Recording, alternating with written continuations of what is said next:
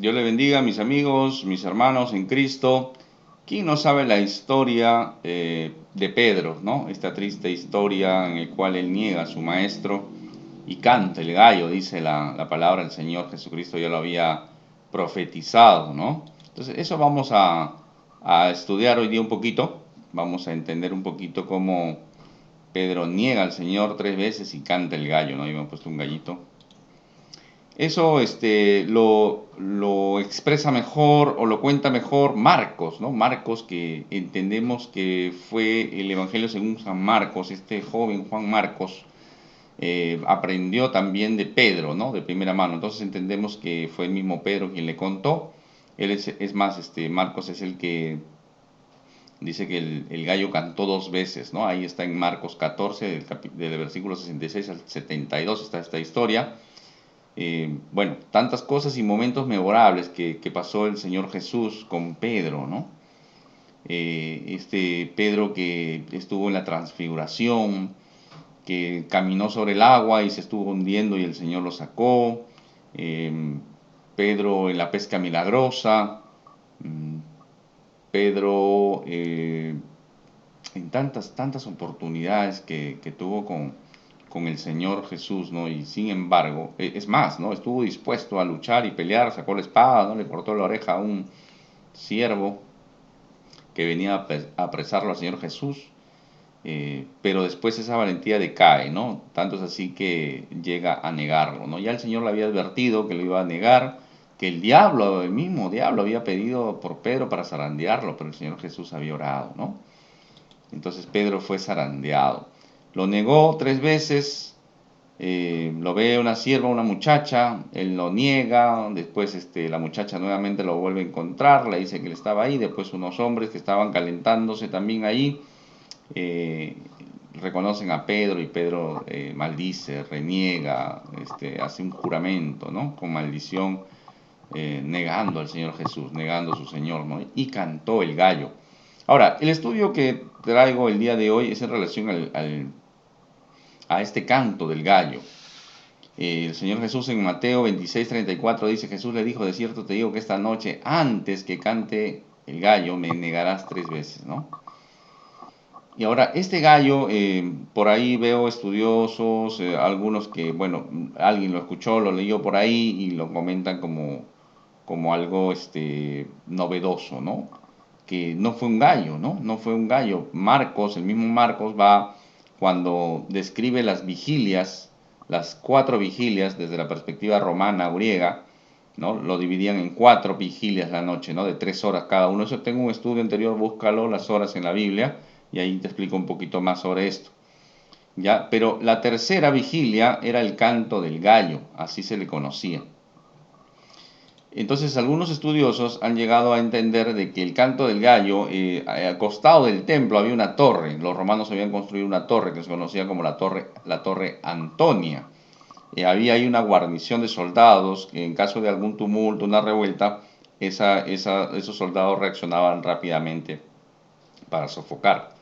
Acordémonos que la paz romana, ¿no? La pax romana era muy importante en el imperio. Tenía que estar todo bajo control, todo en paz. Ninguna revuelta, ninguna rebelión, nada de eso. Por eso que habían soldados patrullando siempre. Y en este caso había esta torre y habían soldados, ¿no? Entonces estos soldados hacían guardia y cada ciertas horas se relevaban, ¿no? Como lo hacen ahora los militares también.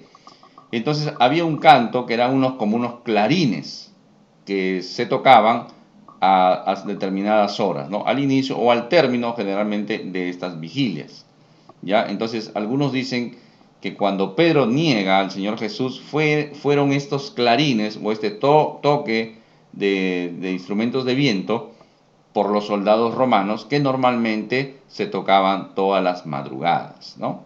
Entonces algunos dicen que era ese Gallicium romano o Gallicium cantum, así se le conoce. Otros desde una perspectiva un tanto judía, hebrea, ellos dicen que habían levitas encargados del servicio en el templo y se rotaban cada cierto tiempo, cada ciertas horas, y ellos también tenían dentro de sus funciones abrir las puertas del templo para que el pueblo pudiera venir a orar.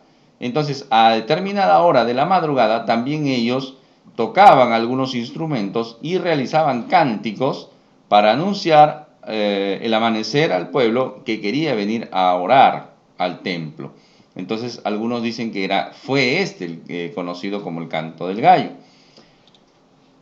Algunos van a ir un poquito más allá y van a decir, bueno, que no estaba permitido criar animales aves, ¿no? De corral, como la gallina, el gallo, porque escarababan o con el pico podían crear cierta inmundicia, ceremonialmente hablando, para los judíos.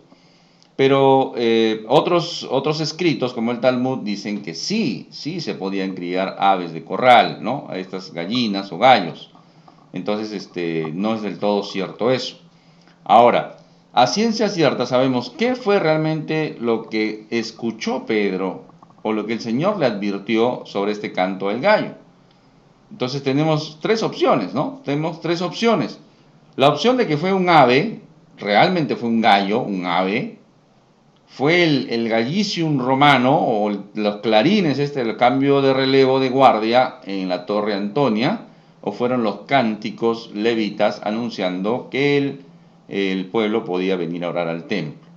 Entonces, no podríamos, algunos lo presentan, he visto algunos videos, algunos estudios, pastores, ¿no? Que presentan esto como una novedad, pero no lo sabemos a ciencia cierta. O sea, nadie puede decir, sí, fue los clarines romanos el toque del gallo. Posiblemente sí, posiblemente no haya sido un ave el gallo que haya escuchado Pedro o que el Señor Jesús le haya advertido. Pero la Escritura no nos dice más tampoco, porque pudo haber dicho el Señor Jesús al término de la vigilia o al canto del gallo de la vigilia o algo un poco más específico, ¿de acuerdo? Entonces no lo sabemos. Entonces cabe un porcentaje de duda de que pudo haber sido un ave o pudo haber sido realmente el toque romano. Dudo un poco del tema de los levitas y el templo, dudo un poco sobre eso, porque el Señor Jesús se encontraba lejos del templo en aquel entonces para escuchar cánticos, de repente sí clarines, ¿no? Entonces, eso ya tendríamos que verlo, analizarlo en una geografía de Jerusalén en el tiempo de Jesús.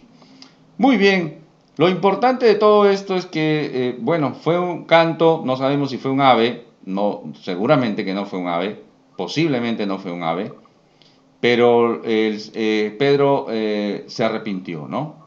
Lloró amargamente, dice, ¿no? Pedro miró al Señor Jesús, el Señor Jesús lo miró a Pedro, se acordó Pedro y lloró amargamente, se arrepintió. Lo importante es que Pedro fue restaurado, ¿no? Se lo encontramos en el Evangelio según San Juan, capítulo 21.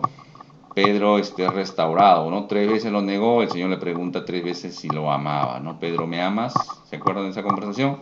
El Señor lo restaura a Pedro. Y de aquel entonces y de ahí para adelante, Pedro nunca más volvió a negar a su Señor. Nunca más volvió a negarlo. Prefirió el martirio, el suplicio, morir crucificado de forma invertida o de cabeza antes de negar a su Señor. Eso es interesante. Bueno, coméntanos. ¿Cristo es tu Señor? ¿Lo conoces? ¿Vives para Él?